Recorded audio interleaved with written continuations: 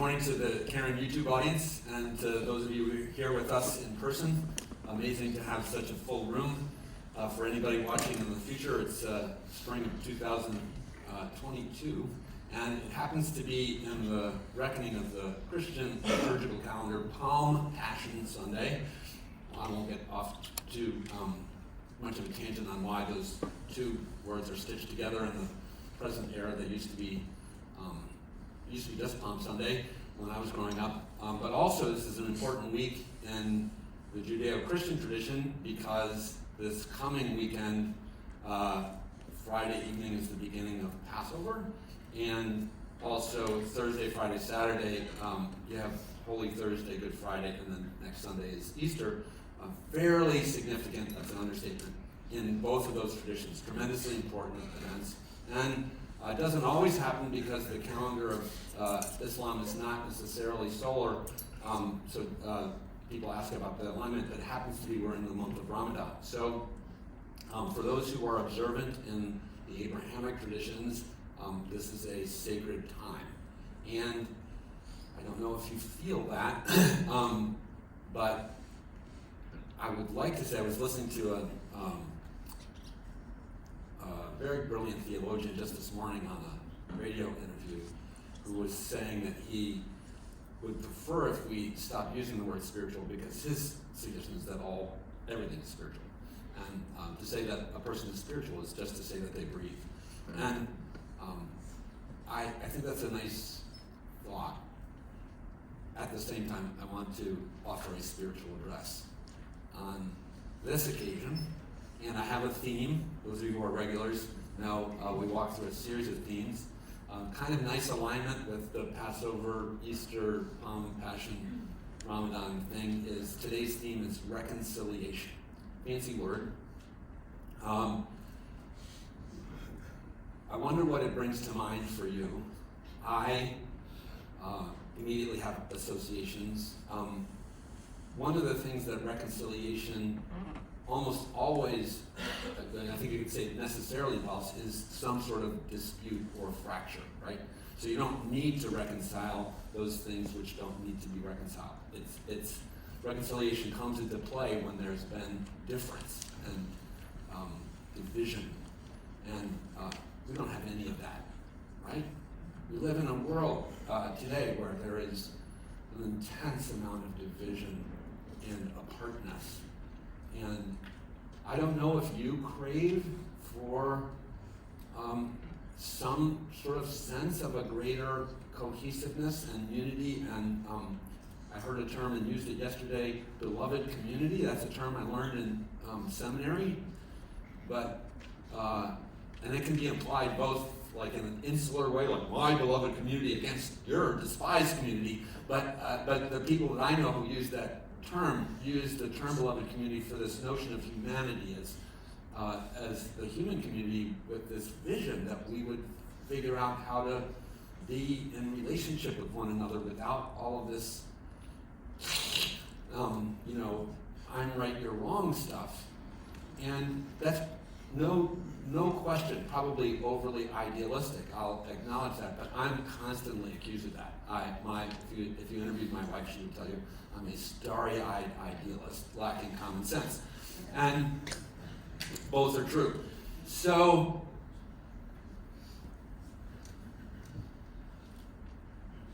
in preparing to spend some time with you today, I thought about how the differentness and the context in which we might yearn for reconciliation today exists at these larger levels, global and political. I keep mentioning the circumstances in Ukraine. My grandmother fled Poland, a few generations ago. And actually the town that she left from Poland, my sister was telling me, is in the news all the time because it's right on the border with Ukraine and receiving tons of refugees. And the underlying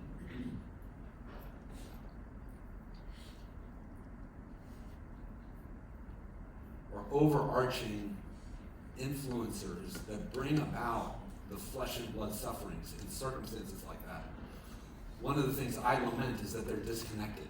So I think that at the level of public policy and global and international politics, there are individuals and entities and social and civic and military institutions that make decisions, and as a result of those decisions, individual children die, and individual people suffer, and individual families are broken, and heartache occurs at this micro level.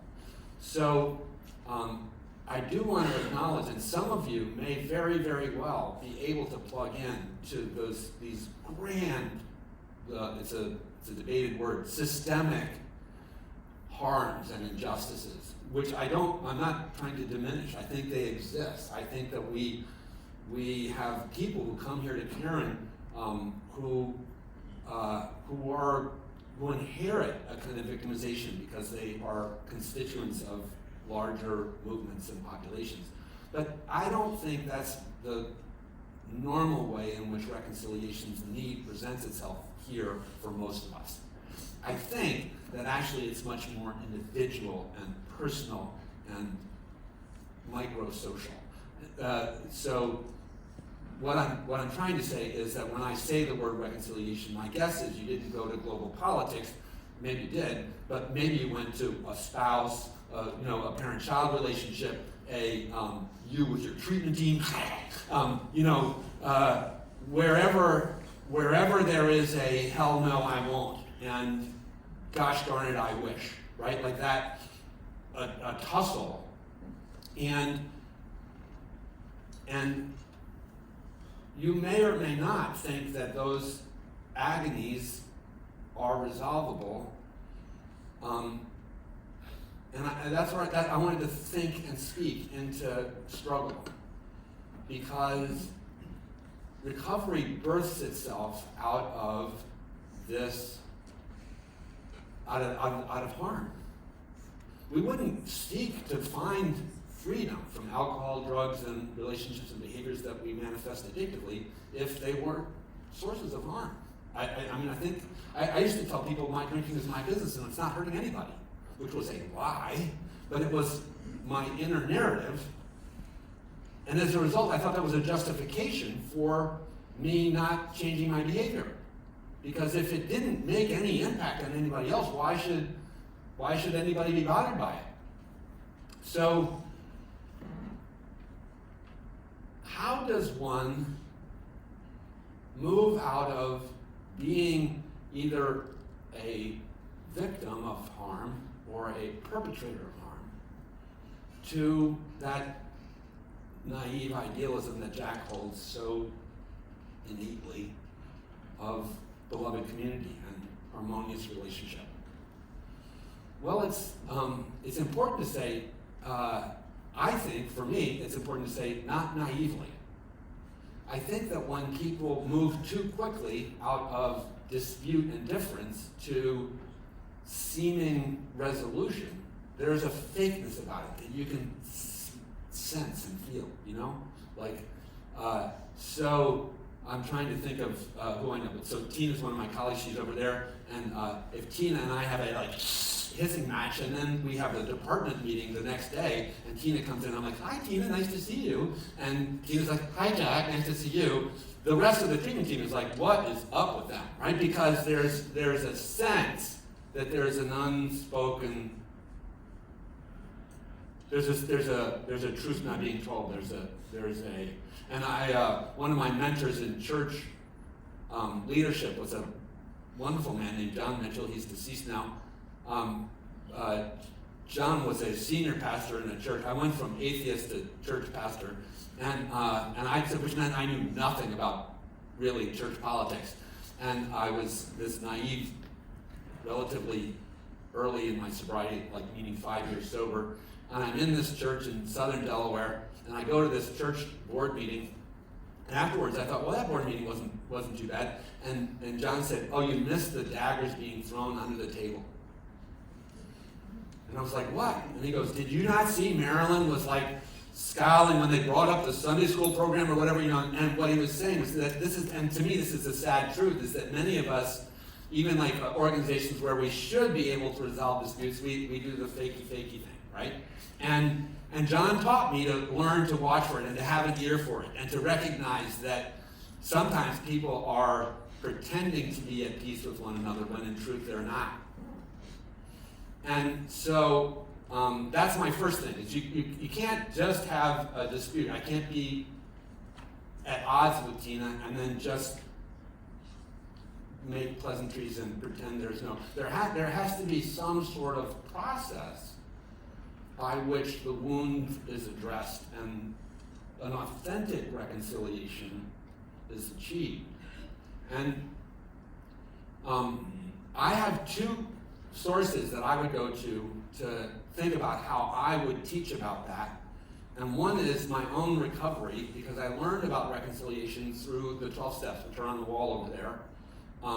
And many people don't think of the 12 steps as a theological model or a social and civic model, although I think they really are both of those things. They're incredibly rich and much deeper than a casual reading would suggest. And there are many things, but one of the things I think the 12 steps are is an engine of reconciliation. They put people who follow its path in greater harmony with themselves and with one another and with the world. And as a result, they're something I think might deserve broader attention.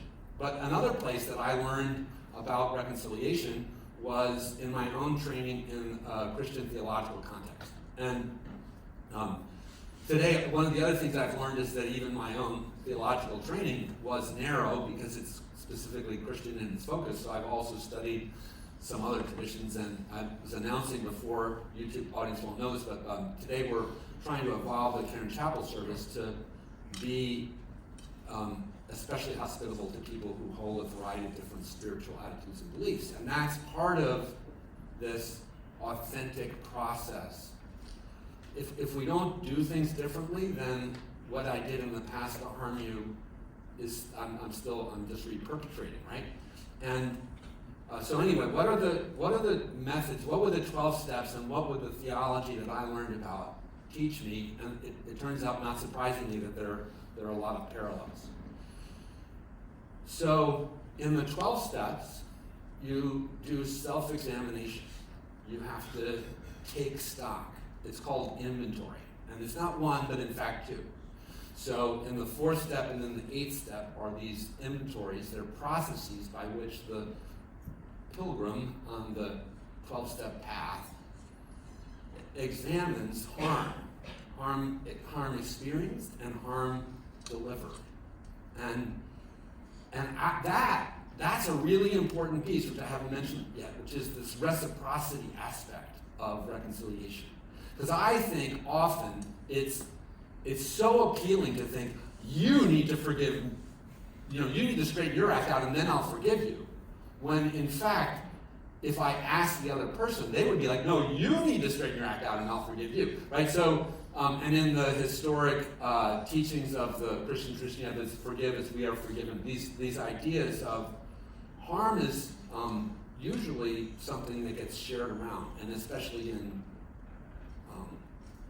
strife between people, I think it's really very rare that you have a singularly bad actor and a singularly good actor. We're not that simple. And literature, and especially contemporary TV and all that sort of stuff, is now showing us complex characters where we can fall in love with the serial killer, or we can understand that people have these terrible struggles within themselves. Get back on track there. So in trying to resolve a dispute, the excavation of the details of it is a piece of the puzzle. It's really looking at the story. Who was harmed? If so, if I was harmed, in what way? What was my ouch? That was a thing I was learning to ask with the 4th step, was what part of me got hurt here? Where am I vulnerable and sensitive? And what makes me that way? Why am I so capable of being thrown off when people call me arrogant? By the way, you're feel free and you'll land a wound. And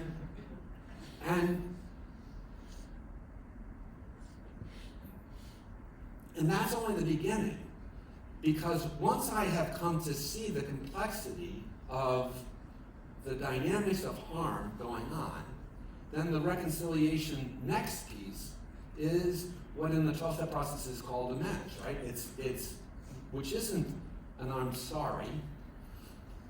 Worth stating, many of you already heard this, but like when an addict says I'm sorry, the persons around the addict should be thinking, oh no, not again. Because that's the Pavlovian experience, right? I said I'm sorry, and then I went back and did it again. I wanted I'm sorry to be a pass to repeat the previously bad behavior. So unfortunately, people who cared about me and wanted to be in a relationship with me, when they heard I'm sorry, they're like, oh gosh, there goes Jack saying I'm sorry again, which means Jack doesn't really get it, and he's gonna, continue to perpetrate. How can I move out of that dilemma? It is by enacting difference. By actually not saying I'm sorry and by showing my not only regret and my remorse, but my transformation. So that makes reconciliation really tough, and it puts a burden of personal responsibility on me. And I think that's one of the unfortunate truths about much of our life today, is that many of the things we yearn for turn out to be difficult. And many of us want to be able to take a pill or put a credit card down or watch a video and a Snapchat and know how to fix our debt and not pay someone for it. And there's a price to be paid in order to heal and restore a relationship. So I do want to finish up because I know there's a lot more content that we want to have in the service, but I want to go back to where I started, which was that the way we are at odds is big today, and I'm deeply aware of it. I suspect many of you are.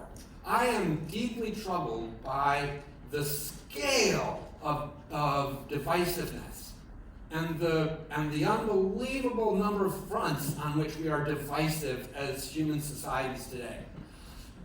Political, economic, cultural, social, within and around, we are at odds in so many ways. And the things I've said about reconciliation may very well speak to those things that are at the level of public policy and politics. They very well might. I don't know. And I'm not urging any of us to go run to the United Nations or to NATO or to wherever it is and think we can solve these problems. Because what I really have become deeply convicted of in my journey of recovery is that reconciliation begins at home.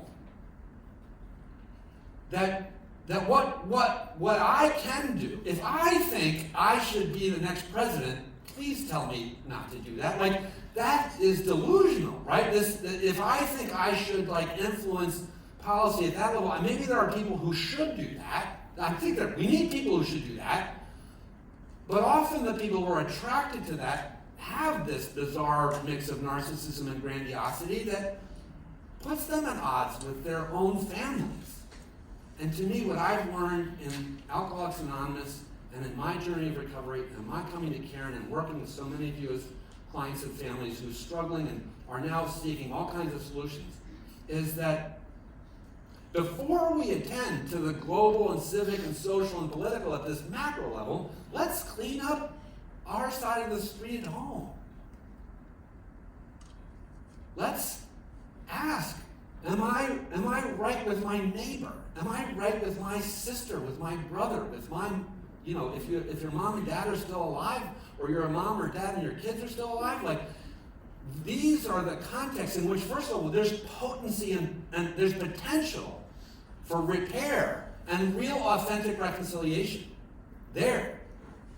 And there's a mathematical truth that's worth saying, which is, if a large-scale reconciliation exists, then when you look at it in a small level, you'll find reconciliation, right? In other words, if something big is green, then when you zoom in, all the little parts should be green. Similarly, if there were peace in the world, then we should be able to look at little pockets and find peace in the little pockets. But many of us think somebody needs to bring peace in the world. I believe we are called to bring peace in the pockets. And that we can learn to do that. There are people in this room today who are in this beautiful, powerful, extremely intense thing called family education at Caron. And that is a reconciliatory thing. Can we applaud the people who are doing FEP? It's like,